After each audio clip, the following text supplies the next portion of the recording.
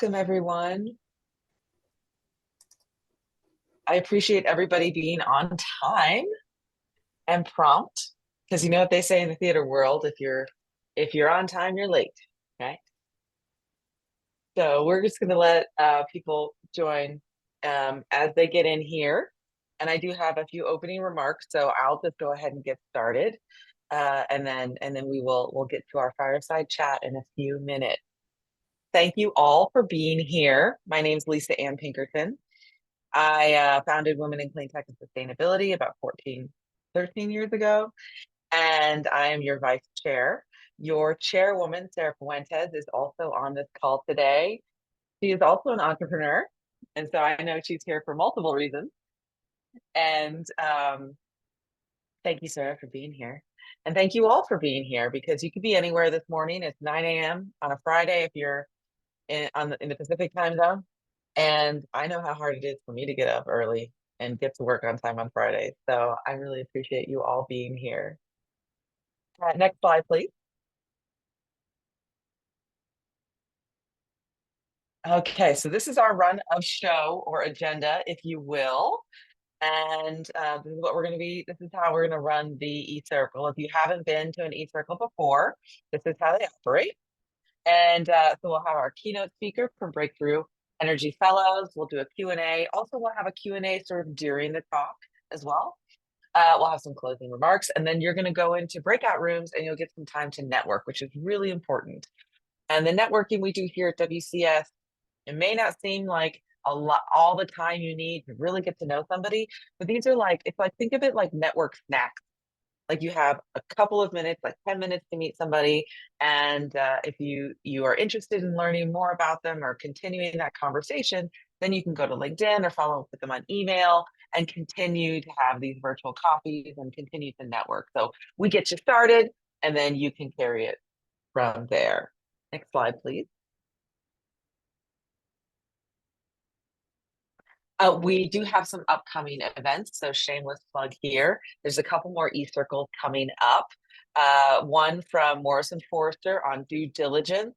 And this gentleman, Shai, I met at the Cleantech Forum, and this is the same talk that he gave there to those entrepreneurs in San Diego this year.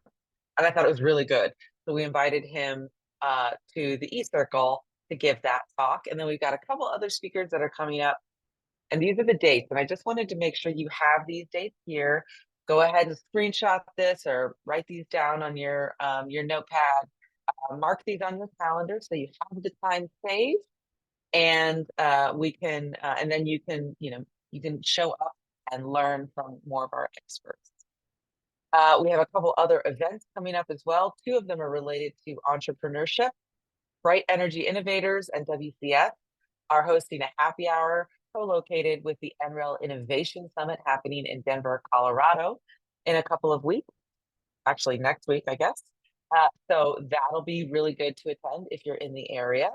And also we have our pitch competition in June. And if you haven't applied for that, I do believe the submission has closed, but we encourage you to attend because even if you're not pitching, listening to the questions that the judges ask and watching other people pitch can really help you as an entrepreneur improve your performance because ultimately that's what it is. All right. Next slide, please. We love to shop here at WCS and we like to do it sustainably. And so here our merch store is one that is print on demand. So we're not printing a bunch of shirts and cups and not selling them. You can go here, use your QR code. And because you are here today with us for the e-circle, you get 15% off of anything that you order from the merch store. So please have a look over there. Let us know what you think. If you have any other ideas for merch you'd like to see, send them our way. Next slide. And if you're not already a member, because the e-circle, this is open to members and non-members. So you might not be a member, but you might be thinking about it. So here's a QR code to look into our membership and all of our benefits related to that. Women come to be members for the networking, for the relationship building, the support. The next slide talks about our WCS Connect Slack space that we have, which is very active. people posting who they are, what they're looking for. And what I really love about this Slack channel is that when people post something that they need or they're looking for or advice, what have you, literally within an hour or two, somebody has responded. And usually it's like, yep, I got that for you. Here's my email me. Let's get together. And so it's just, the support is just amazing. So if you're already a member and you're not on that Slack channel, this is how you get on it. Okay. Final shameless plug is on the next slide, corporate membership. I know many of you are entrepreneurs and you have your startups, so you might not be at a stage where your company would want to be a member. And you probably know companies out there who would enjoy being members. And so we encourage you to go out there and evangelize for us, share the work that we do at Women in Cleantech and Sustainability the next time you're talking about where you gain some of your insights or where you're finding support and enjoying your entrepreneurship journey with us. We request that you just go ahead and mention us and see where that conversation goes. All right. The next slide, please. Thank you for sitting through the homeroom announcements is kind of how I feel they are. Our guest today is Meghan Batter, and she is with the Breakthrough Energy Fellows. She leads recruitment and selection of those fellows each year. And I'm sure she's going to tell us a bit more about that program. So I'm not going to get into that right now in my introduction. Before working with Breakthrough, he spent 10 years at NREL, advancing clean energy technologies and helping to manage its entrepreneurship and commercialization programs. And if you're unfamiliar with the E-Circle, I'll just give a quick overview of why we're here. What we recognize at Women in Cleantech and Sustainability is that we had really robust programs for women who were building up their traditional job careers in this space, professional development, if you will. But we recognize that we didn't have similar programs for our entrepreneurship, our women entrepreneurs. So that's why we created this committee. And the E-Circle was born out of that because we wanted to create regular moments throughout the year that brought people like you together and allowed you to commune with each other, build relationships, tap new resources, discuss challenges that you're having in a safe environment, offer support, and engage with the investors, mentors, advisors, and industry experts that we're all connected to at the organization. So I appreciate you being here to level up your entrepreneurship skills with us today. All right, Meghan, I'm ready for your presentation. Welcome to our E-Circle, and thank you for kicking off the first E-Circle of the year. Thank you so much. It is absolutely my pleasure. I'm so thrilled to be here. I'll get into a little bit of my journey in the program, certainly, but I have such a passion for working with other women in this space, for supporting female entrepreneurs. So it is truly my pleasure to be here. Thank you. So with that, we can start a little bit. Thank you for the very kind introduction about me. One more shameless sort of co-plug. The NREL Industry Growth Forum is an excellent event happening in Denver next week, and I think the WCS happy hour will be wonderful. So I will be there, as will many of my colleagues. So hope to see some of you there as well. But before I get started and too much into the program and some thoughts around it, and particularly the landscape for female entrepreneurs in the climate tech space, we always like to start off with a video on Breakthrough Energy and the Breakthrough Energy Fellows program. So for those of you that don't know, Breakthrough Energy was founded by Bill Gates in 2015, originally in our Breakthrough Energy Ventures team, and has now since grown into a larger organization. So always great to start with a video from Bill when we can.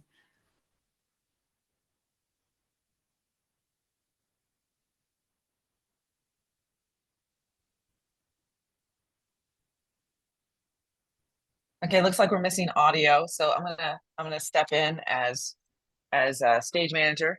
Let's pause. Perfect. And stop sharing. Okay, yeah, let's share again and be sure to select share audio. This is where all my old theater skills come in. Love that.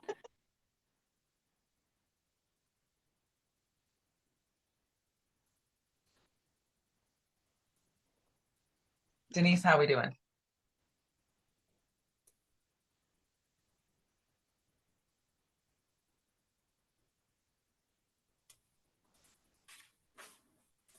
Yes, I'm resharing again. Hold on a minute.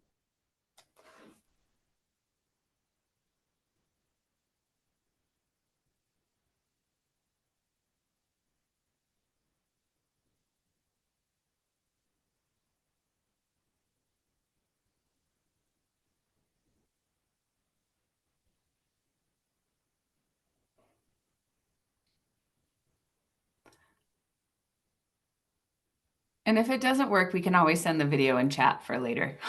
No problem. All right, let's see.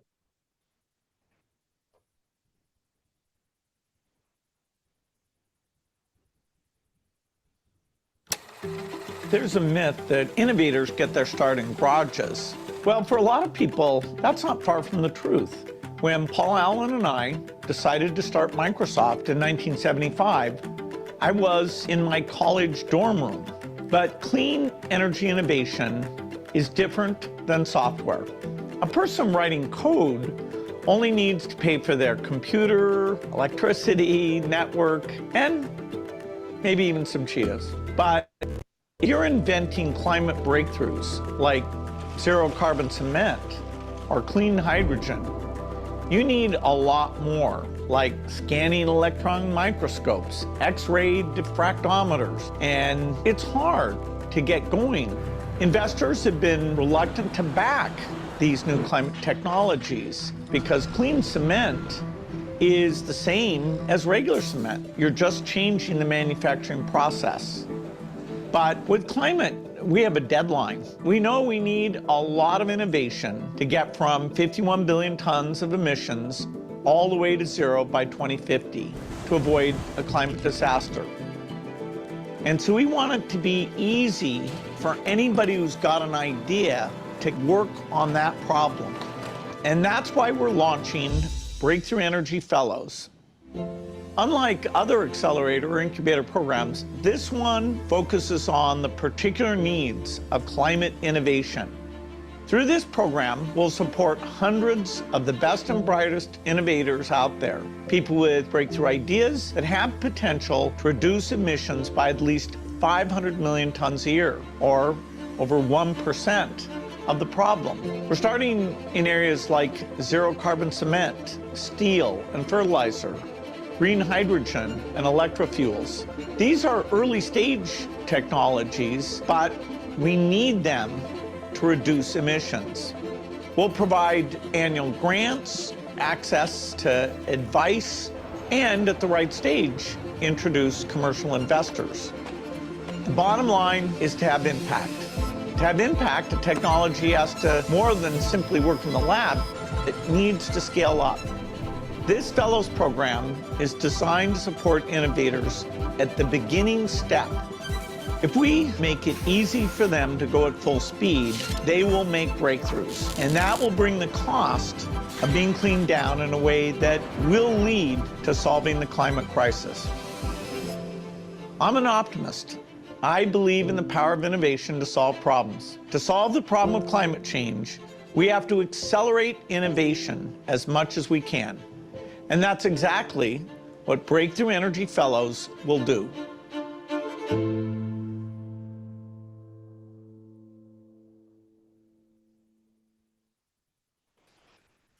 So it's always great to start with Bill. Something that I love about working at Breakthrough and about Bill's leadership is really the optimism that he brings. We all know it's incredibly challenging to be an entrepreneur, particularly in climate, clean energy, and sustainability. There are so many challenges. And, having that optimism, I think, is really important. Day-to-day challenges always continue, but it really goes a long way. With that, I think we can dive into the other slides.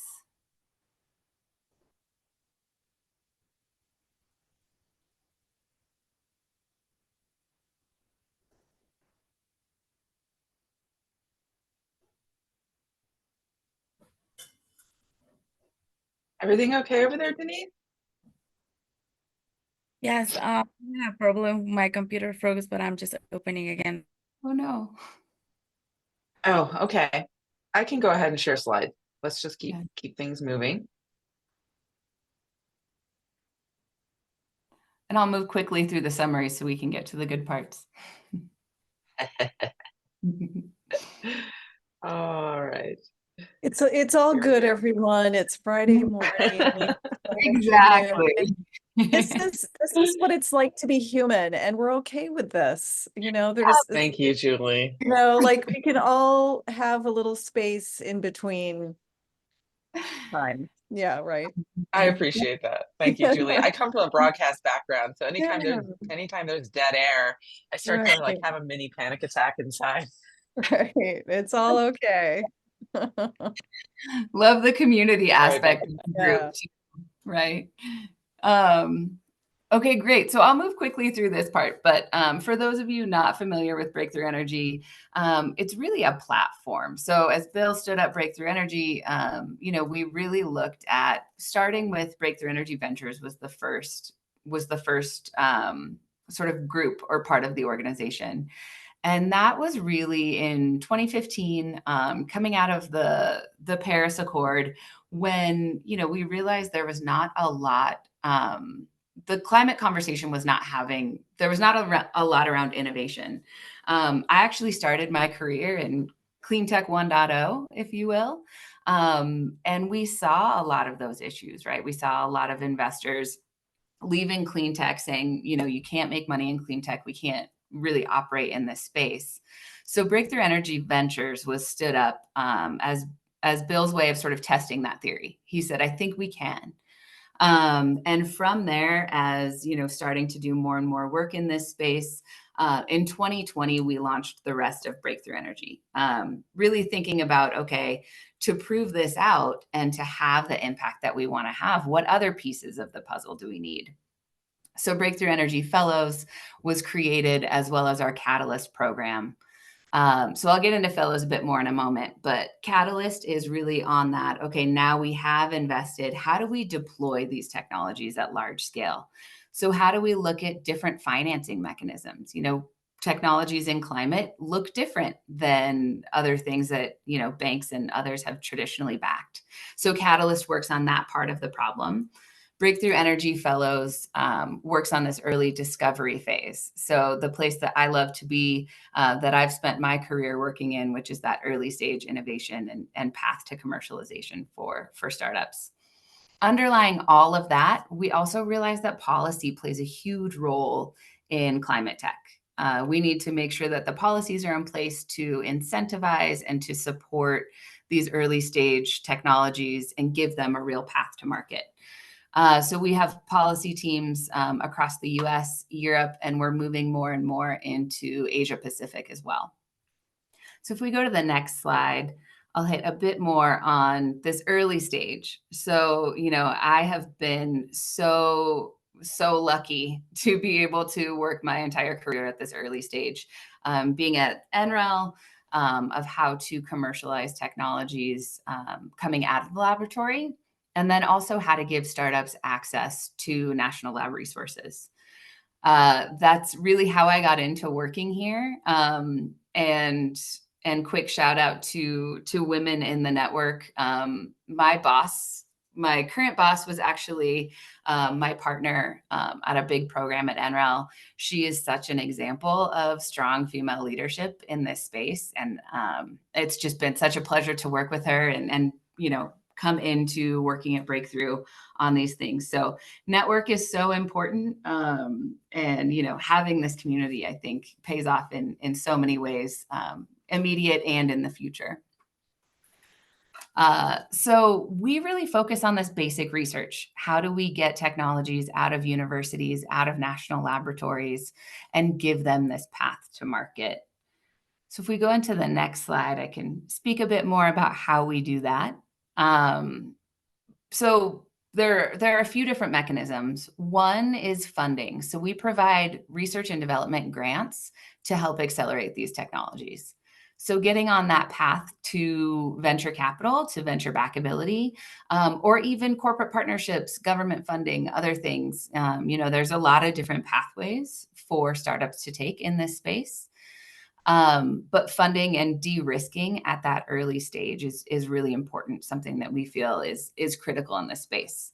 So we give grants to support research and development milestones. Through that, it's also the importance of mentorship, of curriculum. Many of our founders, most of our founders are first-time founders.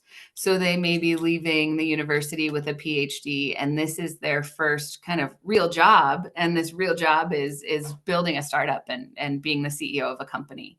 So we know that business support and mentorship is really important in addition to that funding. And then also global partnerships, right? What is your path to market? Who's next? Who do you need to be talking to? Who do you need to be in front of? And building that network. So around policy folks, corporate partners, venture to help support the technology after they leave the program. So we really try to take a holistic approach to what are the problems, what are the challenges in climate, and how can we help solve and address those for our fellows? If we go to the next slide, something that I'm really excited about and love about my work as well is that we're a global program. So we know climate is a global problem and it needs global solutions. So we need to support innovators around the world and technologies that can be deployed around the world. So we currently have 16 countries. My goal year over year is to always increase that number, bump it up as much as we can. So a lot of the work that my team and I do is building those partnerships. Who is doing this work around the world? What research institutions have really compelling technologies? And that combination of technology development and also entrepreneurship is really important. How do we incentivize and encourage entrepreneurship within these universities and really, help students understand that that's a path to take, which certainly looks different in different parts of the world based on, different culture, different appetite for risk. I think here in the US, we certainly see the biggest appetite for entrepreneurship. And I think that speaks a lot to, the culture of investors and VCs being here. So US-based teams certainly have more of it ingrained, but it's really important to all learn from one another as well. So if we go to the next slide, perfect, thank you. So in the video, Bill said we will be supporting hundreds of fellows. We are almost there, which is something we're really excited and proud about. We currently have more than 90 fellows that have gone through the program. Over 42 projects with 16 Explorer grants. So Explorer grants are kind of our earliest stage. We want to seed some ideas. But innovators are those that have a startup that are working across all of these different areas. So at Breakthrough Energy, we bucket into the 5 grand challenges, being buildings, agriculture, electricity, transportation, and manufacturing. We see these as kind of the 5 buckets to address in technology development. And you'll notice, for cement, in cement, for example, we have 6 different projects. We know that we've got to take these risks at early stage. We know that some of these projects, we hope some of these projects will succeed. We know many will fail. And that's okay. Failure is really important to be able to understand, to learn from. And we know that we need to take, as we say, lots of shots on goal to ensure that we're supporting as many technologies and as many solutions as possible that have the potential to have real significant climate impact. So if we go to the next one, I love this concept of community. I think community is so important. That's what this group is all about. So many different opportunities to build your community. And something that is really great about the Fellows program is that we do this in a cohort model. So you can see here our cohort 3 teams getting together in San Diego, actually right after the Cleantech group event in January. And it's just a really great way to learn from one another. So if you're working in cement versus in electrofuels, you might have different challenges and different things that you're thinking about, but many of them are also the same. Or a similar line of thinking about how to build a team, how to have the right hires, how to think about your go-to-market strategy and what corporate partners you want to be speaking to, what investors you want to be talking to and why. And, learning from one another, having that community of support has just been remarkably impactful for our fellows. And it's something we like to do, is to get the group together in person. As I said, we focus around the world. So we have teams around the world. Oftentimes we leverage virtual meetings, but a couple times a year, at least, we get the whole group together. And then they'll get together and kind of get to know one another and spend time together around conferences and other things as well. So really love that sense of community and how do we learn from one another. And if we go to the next group of slides, I just wanted to take a minute to address the investment landscape for female founders. I think it's really important for us to think about. It's important for investors to understand and address. And I think it's just really important also for this group of female entrepreneurs to know kind of the landscape and to sort of argue against it in ways, which I'll get into in the next slide. But before I do, are there any questions on what I've said so far? I mean, feel free to jump in with any questions as we move through.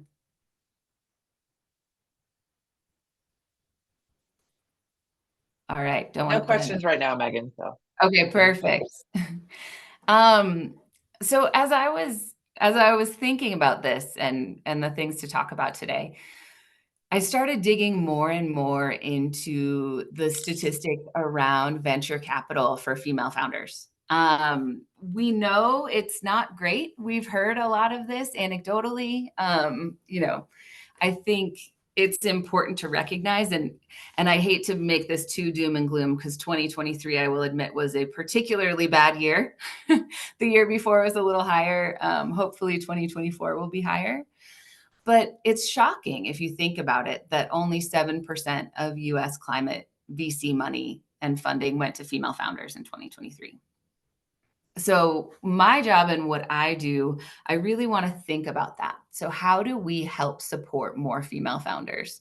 And there are a lot of pieces that go into this, right? People will argue that there are fewer deep tech or fewer, women, female founders working in climate tech. I don't know. All I know is that we've got some really, really excellent examples of wonderful female founders making excellent strides in climate tech. And I am optimistic to have more and more of those. Some things that we do when we think about this is, how do we engage with female-focused industry groups, groups like this, Women in Hydrogen, there's so many. And how do we really get in front of these founders and let them know, first of all, that Breakthrough Energy Fellows is an opportunity, and building the network across other groups, other accelerator programs, just really knowing that, it's an opportunity and there's a path and people who want to support you on this journey. Something I mentioned a little bit earlier, but I want to come back to, is the strong female leadership and decision makers at Breakthrough. It's something that I'm particularly proud of. My boss, who's the VP of our group, is an absolute rock star woman working in this space. I remember, back in 2009, going to climate conferences, and we would sit there and count the number of women in the room. And now we can't do that anymore. I mean, we could, but we don't do that anymore because there's so many. And it's so wonderful to see, you know, just from 2009 to now, the changes that have been made and strong female leaders working in this space. And I think that that really does have a lot of impact. And then, you know, what I think about also is going further upstream. So going to universities, even high school programs across Breakthrough Energy, we do work to help support down to the high school level, understanding climate as an issue, and really helping to encourage the fact that you can be a climate tech entrepreneur, and starting that as early as high school, and through, you know, certainly with universities and partnerships. But something that I'm also particularly proud of as I was digging into this, into these numbers and some of our stats, is that 26% of our Breakthrough Energy Fellows are female identifying founders. We want to see that number go up, absolutely. But just really, you know, thoughtful and proud of the fact that within a relatively, or within a very challenging climate tech funding environment, that we are significantly above the number of female identifying founders, but we're not going to stop there. We definitely want to see more and more female founders in the program. And if you go to the next slide, I'll explain some reasons why. One, it's just the right thing to do. And, you know, if we think about climate at a global scale, and if we think about climate as the all-encompassing issue that it is, climate change has a more significant impact on women and girls globally. You can see research and data back to, I've got the drawdown book here on one of the most impactful things we can do for climate is educating women and girls. We know how much women and girls specifically are impacted by climate change. And I think that's just a case in itself.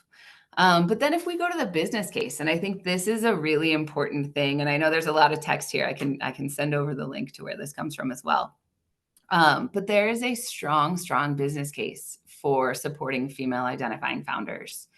And you can see here, female founded companies generated twice as much revenue per dollar. So looking at those numbers and then thinking about exits in this space, you know, a lot of folks are focused on those exits, and female founded startups have a track record of exiting more quickly. So I think there are a lot of factors here, but the business case should not be overlooked for why it's so important to back female founders in this space. And then if we go to the next slide, I also just want to celebrate, because it's always important, I think, to celebrate other women doing amazing work. And Sarah Le Maison is one of my absolute favorites. She is a fellow from cohort 1 of our Breakthrough Energy Fellows program. Sarah is a co-founder and CEO of Dioxical. So you can read about the technology here, but essentially they take CO2 and turn it into useful products. So they're working on renewable feedstocks, fuels, and commodities. When Sarah joined the program, she had recently finished her PhD. You can see here the multitude of fantastic universities that Sarah attended. But I also wanted to call out, you know, the opportunities for building that community and for Sarah's involvement in engaging with other female scientists. This L'Oreal Prize for Women in Science. There are so many organizations and companies and foundations that are working to support female founders. And I think it's so important to take advantage of those. Excuse me. Sarah also, something that I love about her is when she tells her story, she talks about growing up on the coast. She's an avid surfer, and, you know, how starting as a child, she really struggled with plastic pollution. And it was something that impacted her daily life, even as a child, that she knew she wanted to address. And I think that Not that men can't be passionate in the work that they do, but seeing Sarah and her passion and drive continue to come through as an entrepreneur is just, it's so inspiring. It's so amazing. Also, to celebrate Sarah, she went through the Breakthrough Energy Fellows program, as I said, in cohort 1. After they left the program, she and her team raised $17 million in venture capital. So just kudos to them. So proud to have supported Sarah, and just to be able to follow her journey, I think is really inspiring and really wonderful. And on that note, kind of calls to action. So if we go to the next slide, I will do it my shameless plug in a minute. But really, I think it's important to do things like this, right? To share ideas, to have these breakout sessions, and to do so, you know, I think to the point earlier, it doesn't always have to be a giant production. It can just be getting to know one another, going to things like Climate Week, the different happy hours, participating in the networking events. I think we're all passionate about climate, about clean tech, about sustainability, and supporting one another and like-minded fellows and like-minded people within the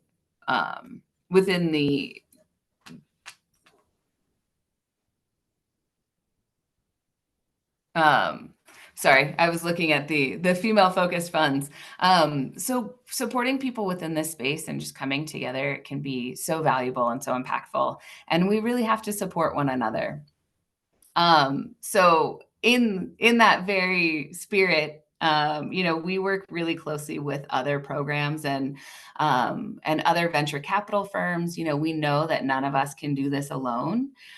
So Breakthrough Energy is certainly a great space and a great group to get to know and spend time with, but also wanted to share some other female-focused funds. Buoyant Ventures, led by 2 absolute rock star women working in venture, Voyager Capital, Galvanized Climate Solutions, Elemental Accelerator based out of Hawaii in the Bay Area, all have programs that are really focused on how to increase the number of female founders and really dedicated to supporting female founders in this space. So absolutely, I think, you know, as a startup, as an entrepreneur, working with those and collaborating with those who are dedicated to backing the problems that you're working on and have the same vision for your company and your future is so important. And I will end with my shameless plug for anyone who is working in hard tech in the climate space. I also encourage you to apply to the Fellows Program. So we're currently making selections for cohort 4 of our program, but we'll call for applications for the upcoming cohort later in the year. But we support innovators, so those that have the startup working on these critical climate solutions. We support what we call our explorers, which are really early stage, you know, often still in the university or in the laboratory, provide them with some seed funding just to test out, see where the idea goes. And also business fellows. So this is a unique part of the program where we bring together not only the innovators working on the technologies, but also business fellows. So folks who've worked in this space, who have expertise on the business side of working in climate. We bring business fellows in to help support working kind of side by side with our innovator fellows, helping them think through what challenges they're facing and, and position themselves well on the business side. So opportunities across all of these for anyone who's interested, but feel free to reach out if you are, and I'm happy to share more. And that's all I have for today. So any questions or discussion, happy to.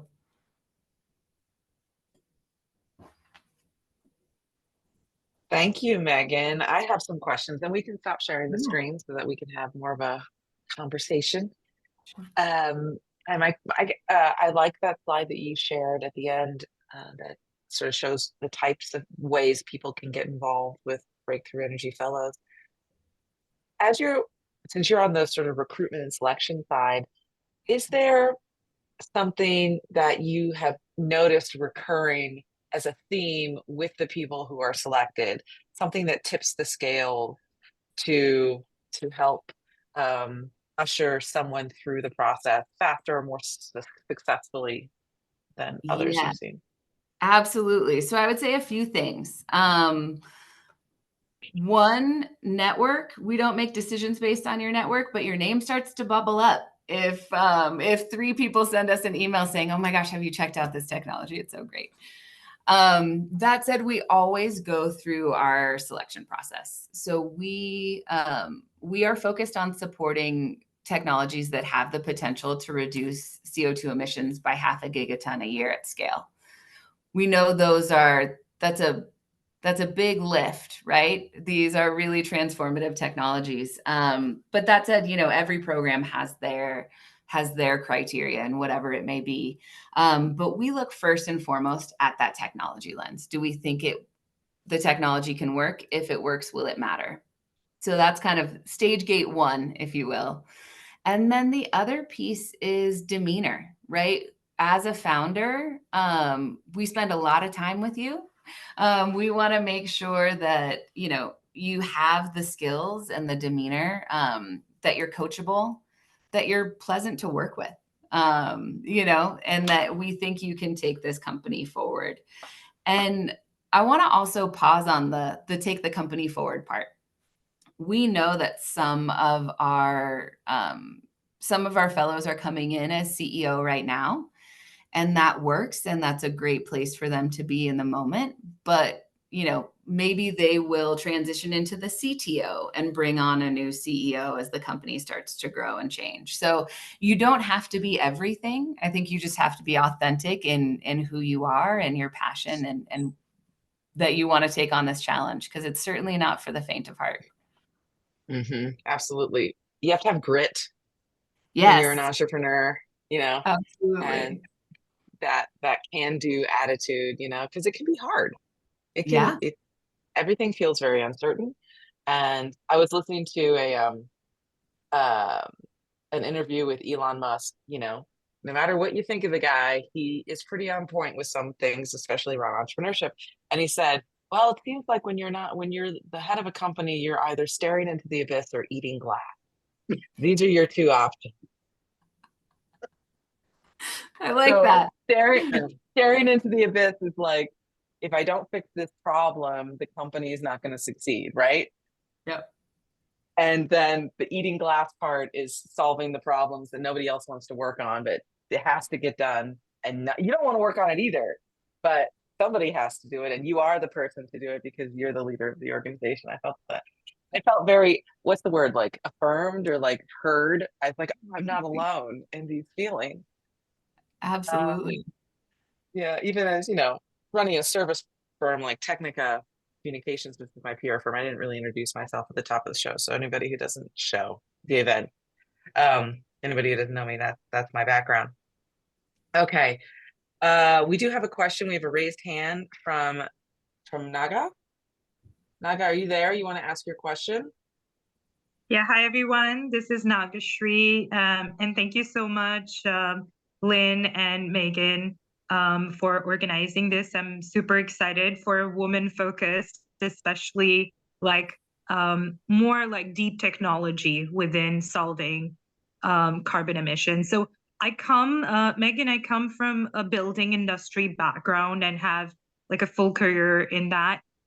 What I've often noticed is a lot of building materials are, tested on already existing criteria. So my question to you is, have you seen bio-based building materials? I know a lot of people don't want to support them, but have you had fellows who came in on bio-based, traditional methodologies of making building materials?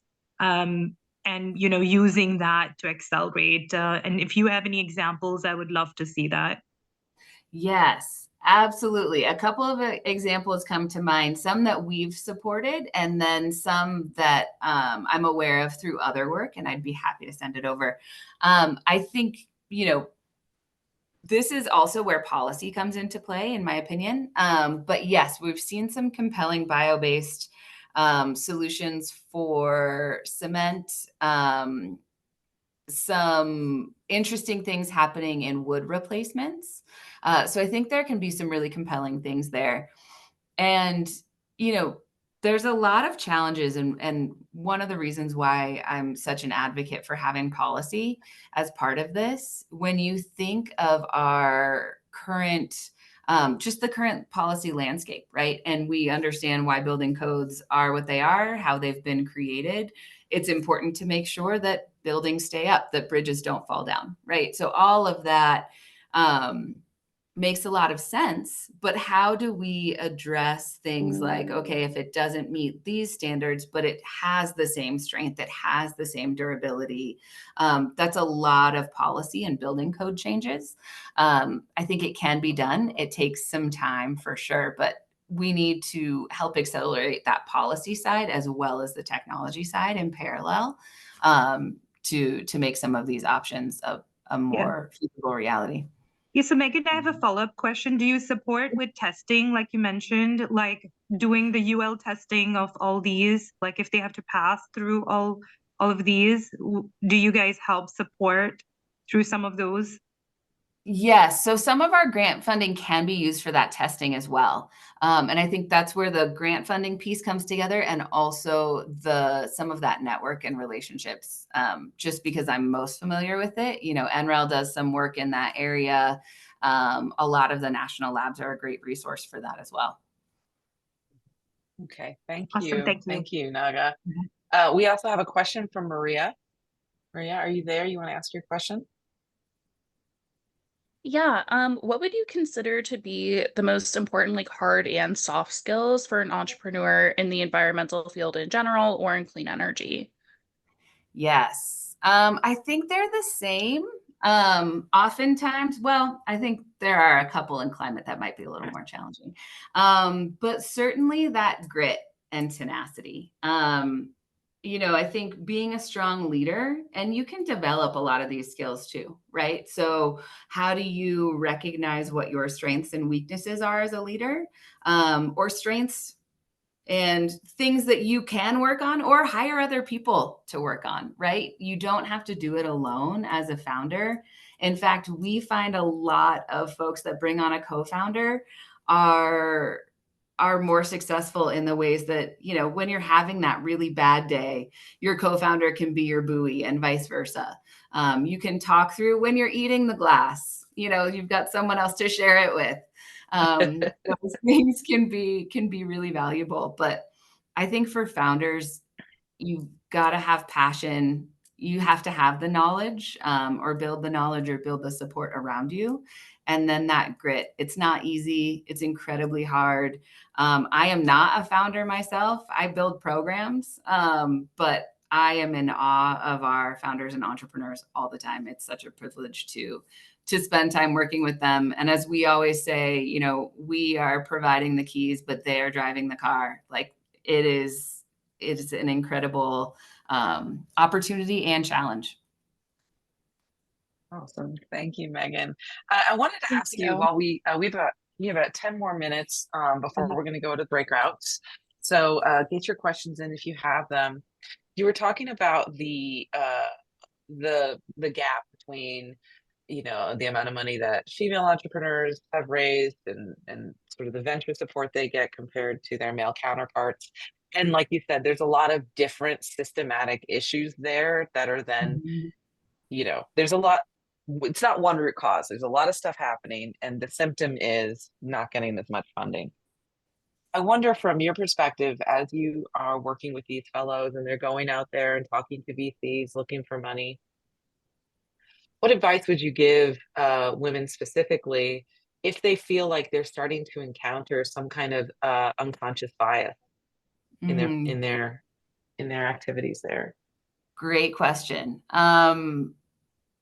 That's a really great question. I think there's a couple ways to go about it. I am a huge advocate for doing your research on investors, going to investors with the right ask. So I think there's two parts of that, right? Knowing what the investor's thesis is, And if you're not currently meeting that thesis, right? So if you are looking for Series A funding, but you want to learn from a Series C investor, come with that ask. Acknowledge that you understand what they're working on, because, you know, we get hundreds of inquiries sometimes in a day. And if someone's not meeting my thesis, we can't spend time to dig in and learn and talk to them. So I think first, always understanding their thesis and understanding what drives them can help with some of that bias, right? If you come saying, I know what I'm doing and I know what I'm talking about, and it's unfair that women have a higher threshold for that. It's unfair that women have to demonstrate and prove in a different way. But I would also say finding investors is a two-way relationship. It's not, I would discourage saying, I'll take money from anyone who gives it to me. You want your investors to be a partner, right? They have ownership, they have board seats, they have a lot, they can influence a lot of the work that you do and the direction you take your company. So if you're seeing that implicit bias, I would pause, call it out, see how it goes, and then decide if that's the relationship that you want to pursue as well. And there are so many investors really consciously working on supporting female founders that I would encourage certainly starting there too. All right, cool. Thank you. And have you seen, one of the things that I was reading about is that sort of investors are, how do I say this? They're kind of like, they're like pattern recognition and beings, right? They're trying to match things together, and what worked previously will work again. And they start to maybe they fund more things that they get right away, or solve a problem from what they see as their perspective. Let me just say that, because most VCs are men, from that lens, that gender lens. Have you seen women have any success focusing on VC funds that are led by women, or have a woman, at the active in selection, and because they're coming from a different perspective? Absolutely. And that's where I think I'm a big fan of Buoyant. And that's where I think our breakthrough energy leadership is really, I see impact there. It's important to see and think from all of these multiple different lenses. And I think female VCs, and a lot of them have been through it, right? They've been founders before, they've seen these challenges, they've overcome these challenges. And that can be a huge asset as well. And one other thing is, never underestimate the power of storytelling, right? Being able to, you can have the best technology in the world, you can have the best solution in the world, you can have the best company in the world. And if you can't tell the story as to why and how and what you're doing and what problem you're solving, it's really hard to get through. So working on pitching, working on storytelling, how to connect the person with the problem, right? Because we'll look at numbers, we'll look at all of the stats and all of the data to make these decisions. But the impact that you have as a person and being able to get, to rally support behind emotionally as well, I think is important. Yeah, agreed. And Raiden just raised her hand. I want to give her a moment to ask her question. Thank you, Raiden. It's good to see you again. Good to see you, Lisa, and thank you to the leadership at WCS and team for another great, fantastic conversation, and Megan for your time. If anyone wants a really fun story on implicit bias and turning the minds of a 4-letter federal agency for a successful now partnership that the person at the head still apologizes to date for our initial conversation, then I'm happy to share that later with anyone who's interested. But my question for you, Megan, is when you had those categories up, I saw a lot of opportunity for that kind of like cross collaboration between teams. For us, particularly at Ford Transit, we have a physical product that would rely on composite materials. So we're always looking for how do we kind of partner with manufacturing that has more sustainable or circular ways of leveraging the material that we need. So the specific question is, do you have like a manufacturing and supplier network that is more focused on sustainable practice that physical product teams could connect with Yeah. fellowship? Yes. So when I think about manufacturing and scaling that up, the first folks that come to mind are Centropolis, based out of Michigan. But also, to your point, a lot of our fellows have opportunity for cross collaboration, right? There are some partnerships in the works within the fellows themselves of, oh, we could use your carbon capture for this, and how to work together. So certainly a lot of that, and we want to encourage that across startups as well. I think that's really important. But yes, feel free to send me a note, and I'm happy to connect you to more folks as well, because we've got a big network across the corporate network and startup network of folks that are open to collaboration in that way.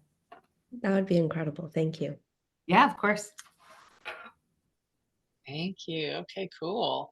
And let's see. So we have about 2 minutes left.